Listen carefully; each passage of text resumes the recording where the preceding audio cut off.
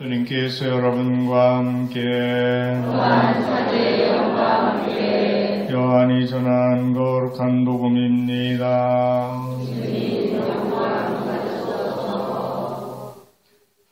그때 예수님께서 말씀하셨다. 내가 진실로 진실로 너희에게 말한다.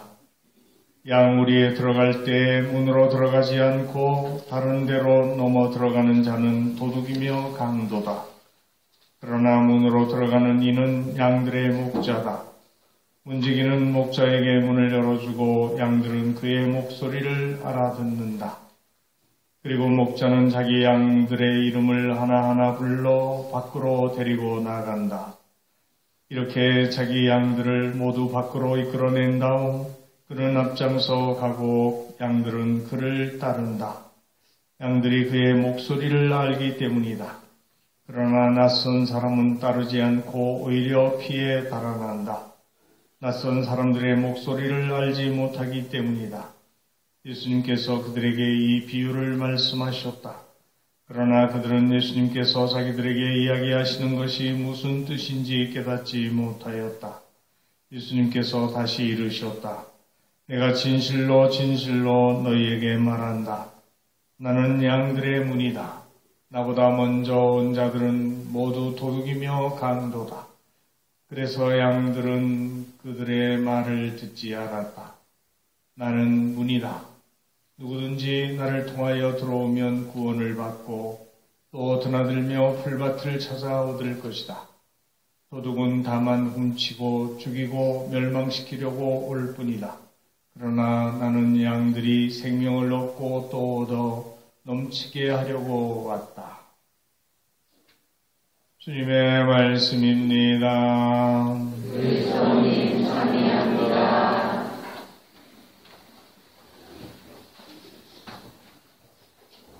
참 예수님 사랑합니다. 행복하세요.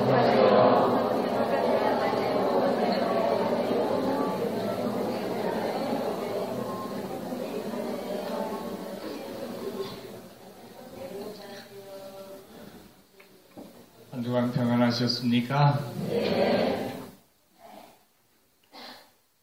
벌써 4월 말일입니다. 그리고 이제 내일부터는 성모성월 5월달이 시작됩니다.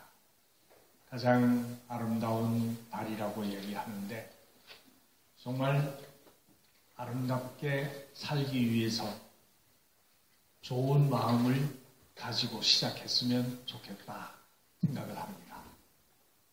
우리는 지금 부활 시기, 은총 가득한 부활 시기를 지내고 있습니다. 그리고 오늘은 그 부활 제4주일로서 성소주일이라고 합니다. 성소란 뜻 그대로 거룩한 부르심을 뜻하는 말입니다. 여러분도 거룩한 삶으로 초대받은 사람들입니다. 그래서 성소를 넓게, 좁게 두 가지로 이야기할 수가 있는데 넓게 이야기하면 자신의 일상생활에 충실하면서 세상 가운데서 사회생활을 하면서 가정을 가지고 살면서 하나님의 부르심에 하나님의 뜻에 충실하게 살아가는 사람들, 이것을 이제 넓은 의미에서 성소라고 이야기할 수 있습니다. 그런 사람들을 뭐라고 그래요? 평신도라고 부르죠. 신자들이라고 부릅니다. 그런가 하면 좁은 의미에서 성소라고 하는 말은 저처럼 사제가 되든지 또 수도자가 돼서 살든지 그렇게 살아가면서 자신이 누릴 수 있는 모든 특권과 뜻을 포기하고 하나님의 뜻에 따라 살기 위해서 전적으로 헌신하고 투신하는 그런 삶을 이야기한다 생각하시면 좋을 것 같습니다. 그래서 이제 크게 두 부류로 나누어서 평신도와 성직자, 수도자 이렇게 나누어서 이야기하는데, 좁은 의미에서의 성소가 성직자, 수도자라면 성소주일은 바로 그런 부르심을 받은 사람들에 대한 이야기라고 볼 수가 있겠죠. 요즘에 그런 성소자가 많아요? 적어요?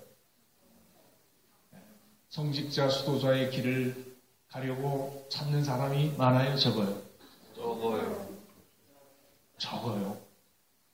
그러니 큰일 났잖아요. 이렇게 한번 생각해 볼 수가 있을 것 같습니다. 하나님께서 우리에게 생명을 주시고 삶을 주시고 가정을 이루고 세상 가운데서 하나님의 뜻을 따라 살아갈 수 있도록 우리를 내셨는데, 사람들이 가야 될 목적지를 잃어버렸다.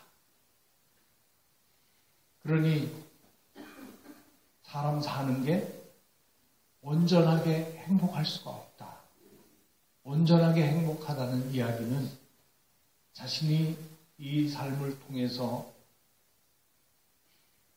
참된 인간이 되는 것이고 자기 삶을 완성하는 것이라고 볼 수 있겠죠.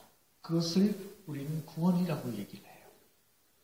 그런데 사람들이 자기 고집대로, 자기 뜻대로 살아가기 시작하면서 하느님과는 멀어지고 사람들 사이에는 다툼과 분열이 생겨나서 행복을 잃어버렸다. 구원의 길에서 멀어졌다. 이렇게 표현할 수 있을 겁니다. 그렇게 죄로 말미암아 불행하게 살게 된 인간을 위해서 하나님께서는 다시 그들을 데려오시려고 당신 외아들을 보내주셨다. 그 외아들 예수 그리스도께서 이 세상에 오셔서 오늘 뭐라고 말씀하셨는지 들으셨죠? 뭐라 그러셨어요? 나는 문이라, 양들이 드나드는 문이라고 말씀하셨어요. 이 문으로 들어오지 않고 담을 넘어, 울타리를 넘어 들어오는 사람은 도둑이며 강도다. 근데 목자는 문으로 들어와서 양들을 하나씩 하나씩 이름을 불러내어서 어디로? 푸른 풀밭으로, 또 맑은 시냇물로 인도해서 그들을 행복하게 이끌어 주십니다. 그러니까 결국 그 문을 통과해 들어가야 되는데, 여러분들도 이제까지 살면서 많은 문을 통과했어요. 어떤 문이에요? 집에서도 벌써 방문이 있고 현관문이 있고 대문이 있고 문이 많이 있는데, 성당에 와도 성당 문을 들어와야 돼요. 그래서 성당 문을 들어와야 우리가 여기서 함께 하나님께 찬미와 예배를 드릴 수 있는 것이라고 볼 수 있죠. 그리고 살면서 입학이라는 것을 하죠. 군대에 들어가면 입대라고 하는 것도 하고, 직장에 들어가기 위해서도 그렇죠. 모든 과정에서 통과해야 될 하나의 문이 있습니다. 그 문이 뭐냐? 그리고 그 문을 통과해 들어가야지 진짜 목적지에 이른다. 볼 수 있죠. 근데 그 문에 들어가기 위해서는 어떤 과정이 필요해요? 또 길이 필요해요. 어떤 길로 가서 그 문에 당도하게 될 거냐. 어제도 우리 교구 순례길, 님의 길이죠.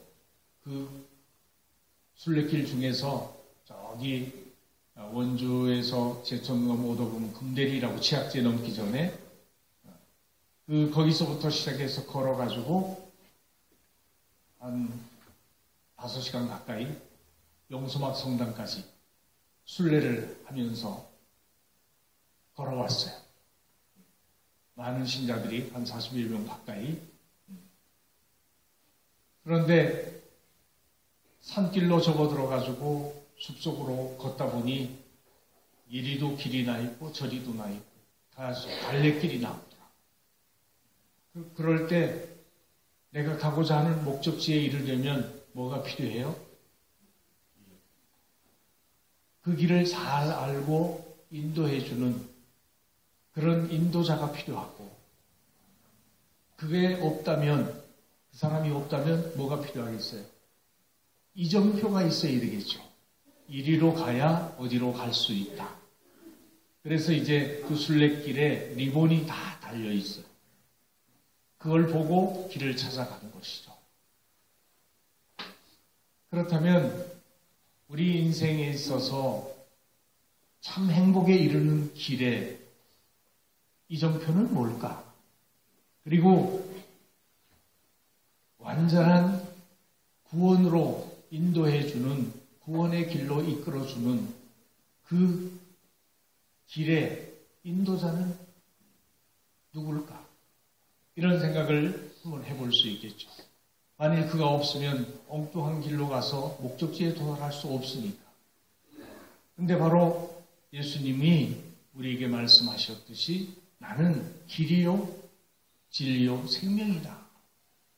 그러셨죠. 그래서 우리가 그분을 따라가야 된다. 그분을 따라가야 된다. 이것이 무엇보다 중요한 삶의 길이라고 볼 수 있습니다.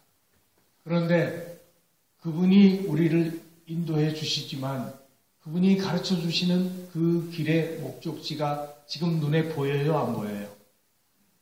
안 보이죠. 산으로 올라가면 목적지가 어딘지 보이질 않아요. 숲이 우거져 있고 어떤 때는 강을 건너야 되고 이러듯이 목적지가 보이질 않아요. 근데 가다 보면 아름다운 장면들이 많이 나와요. 철쭉꽃도 아주 화사하게 피어 있고 여러 가지 꽃들과 잎들이 너무나 비를 맞으면서 촉촉이 져서 빛이 나고 있었습니다. 그리고 나무를 좋아하는 사람은 그 산속에서 무엇을 찾겠어요? 나무를 뜯어서 또 두릅도 많고 뭐 여러 가지 나물들이 많이 있으니까 그걸 먹고 싶겠죠. 그러니까 엉뚱한 곳에 정신을 팔 수도 있다는 얘기예요. 가을 같으면 온갖 도토리와 밤 등 열매들이 땅에 떨어져 있기도 합니다. 그럼 우리가 살아가면서 처음 학교에 들어가서 입학을 하고 공부를 하고 그 다음에 이제 계속 상급 학교로 진학을 하게 됐는데 그 학교로 진학해가지고 결국은 또 입학하고 졸업하고 또다시 다음 과정으로 넘어가는데 최종적으로는 무엇을 얻으려고 합니까? 결국은 좋은 직장 그리고 많은 돈 거기서 또 직장에서 진급 그것이 마치 목적인 것처럼 살게 되기가 쉽다는 얘기죠. 그래서 이제 돈도 벌고 권력도 갖고 그래서 아쉬울 게 없이 살 수 있게끔 됐어요. 그런데 무슨 일이 벌어졌어요? 내 몸뚱이에 병이 왔어. 그러면 어떻게 해야 돼요? 그리고 이제 병원에 갔더니 얼마 못 산다 그래요. 내가 그동안 쫓아왔던 돈과 권력이 내 생명을 지켜줄 수 없는데 이제 어떻게 해야 되죠? 이것을 한 번쯤 우리가 생각해 볼 수 있으면 좋겠다. 인간이 바라고 있는 것은 영원한 생명이 참 행복인데 그것을 얻기 위해서 우리는 마치 도중에서 나무를 뜯고 뭐 열매를 갖고 뭔가 가지면은 그것이 내 욕망을 채워줄 것처럼 생각을 하지만 그것으로 만족할 수 없고 또 다른 것을 찾아야 되는 것이 우리들의 인생입니다. 근데 예수님이 가르쳐준 그 목적지, 하나님 나라는 보이질 않아. 그러니까 대부분의 사람들이 눈에 보이는 것을 얻기 위해서 애쓰지, 보이지 않는 그 하나님 나라를 얻으려고 애쓰지 않는다. 그래서 예수님이 우리를 그리로 데려가려고 오셨는데, 당신이 이제 부활승천하셨잖아요. 그 길을 가르쳐 주시고 부활승천하셨는데, 이제 그 양들을 누가 인도할 수 있을까? 그래서 당신이 손수 뭘 뽑았어요? 제자들을 뽑았죠. 그들이 사도들이에요.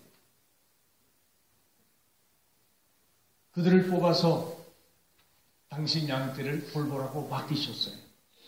그런데 양떼는 무지무지하게 많이 늘어나는데 목자가 없어. 그래서 뭐라고 말씀하셨어요?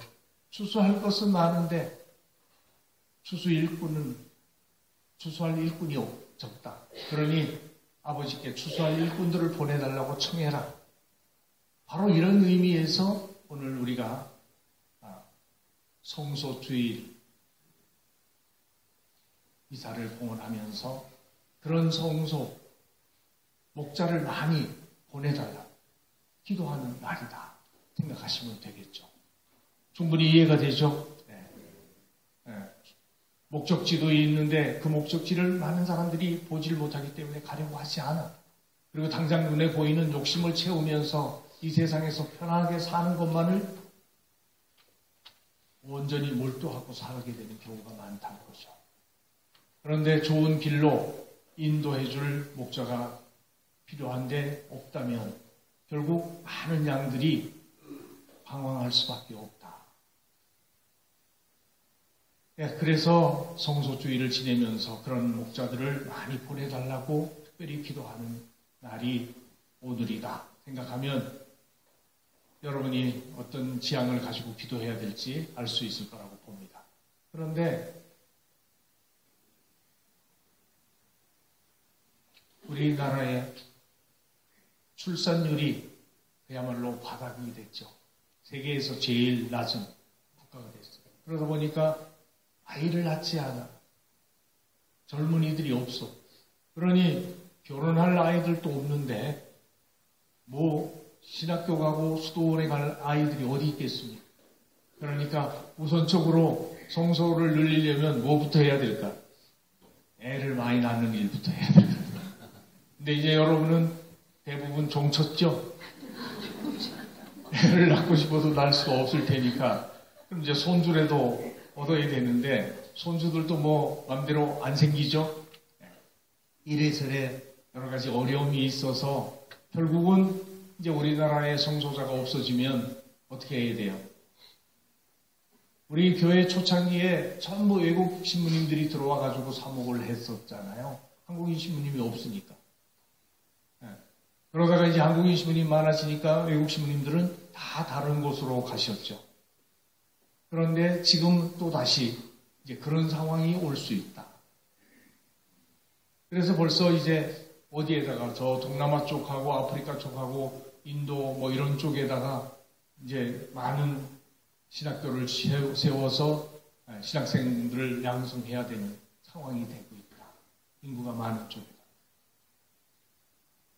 그러면 이제 방인사제라고 얘기하는 우리나라 신부는 점점 줄어들 수밖에 없다. 그럼 여러분 좋겠어요? 그러니까 어떻게 해야 될지 우리가 다 알고 있어요. 아는데도 실질적으로 노력을 하지 않아요. 내 문제가 아닌 것처럼 한다는 얘기죠. 그러면 당장은 물질적으로 경제 성장이 많이 올라갔기 때문에 훨씬 더 편안하고 자유롭게 잘 사는 것 같지만 아까 말씀드렸듯이 최종적으로 내가 통과해야 될 문은 뭐예요? 예수님인데 그리고 그 문을 통과하기 위해서는 열쇠가 있어야 돼요. 여러분 집에도 다양한 키가 있잖아요. 요새 번호 키 가지고 누르지만 여러분들 천국에 들어가는 문의 열쇠는 몇 번입니까? 그리고 그 열쇠는 있습니까? 그 열쇠가 뭐예요? 오늘 저희 독서에서 얘기한 것처럼 십자가에 독서에서 얘기하는 것들 십자가를 얘기했죠. 선을 행하다가 고통을 받는다면 그것은 하나님의 은총이다. 뭐 이렇게 생각하면서 살게 되면 우리가 이 세상에서 악에 휩쓸리지 않고 선을 행하면서 잘 살아갈 수 있겠죠. 이것이 뭐예요? 구원에 이르는 길이다. 십자가가 그 열쇠로 천국 문을 열어주게 되는 것이다. 생각하면 되겠죠. 그래서 우리가 어떤 삶으로 불림 받았는지를 다시 생각하면서 이제 좀 더 마음을 가다듬고 우선 우리 자신부터 주님의 뜻을 따라 충실히 살아야 되고 또 우리들 가정이나 또 이 세상에서 특별하게 자기 욕심을 채우려고 하는 것이 아니라 하나님의 뜻을 따라 온전히 헌신하려고 하는 그런 사제나 수도자가 많이 나올 수 있도록 기도해야 되겠다. 그리고 내가 내 자녀들, 손주들을 그렇게 하나님께 봉헌하지 못한다면 그 길을 걷고 있는 사람들이 정말 부르심에 충실하게 잘 살 수 있도록 기도해야 되고 보다 많은 또 성소자들이 공부를 하는데 어려움이 없도록 학비도 지원하면서 도와야 되고 그 물질적인 지원도 아끼지 않아야 되겠다 해서 또 2차 헌금도 오늘 하는 이유도 그 때문이에요. 우리가 직접 나와서 신학교로 보내고 못하면 많은 젊은이들이 그 길에서 공부하는데 어려움이 없도록 지원해야 되겠다. 그런 뜻에서 이제 2차 헌금도 하니까 여러분이 그런 취지를 잘 알고 정성껏 참여해 주시면 좋을 것 같습니다. 아무튼 부활 시기 이 좋은 때에 우리가 성소주의를 지내면서 오늘 특별히 지향을 갖고 기도합니다. 우리의 뜻대로 되는 것이 아니라 모든 것이 하나님의 뜻대로 이루어지지만 정말 그 뜻이 잘 이루어져서 좋은 열매를 풍성히 거둘 수 있도록 은총 베풀어 주시길 청하면서 열심한 마음으로 이사를 봉헌하도록 합시다. 잠깐 묵상하시겠습니다.